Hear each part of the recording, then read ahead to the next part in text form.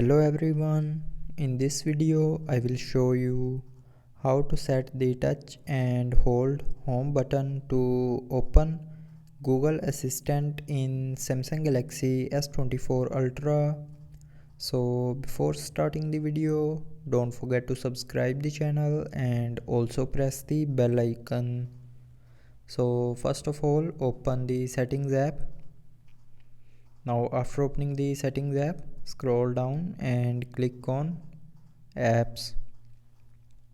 Now in apps, click on choose default apps and then click on digital assistant app.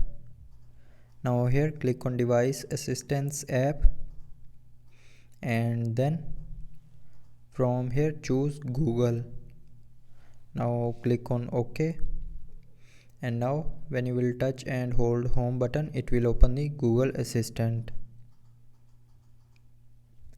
So that's how you can set the touch and hold home button to open Google Assistant in Samsung Galaxy S24 Ultra. So I hope you liked the video. Thanks for watching.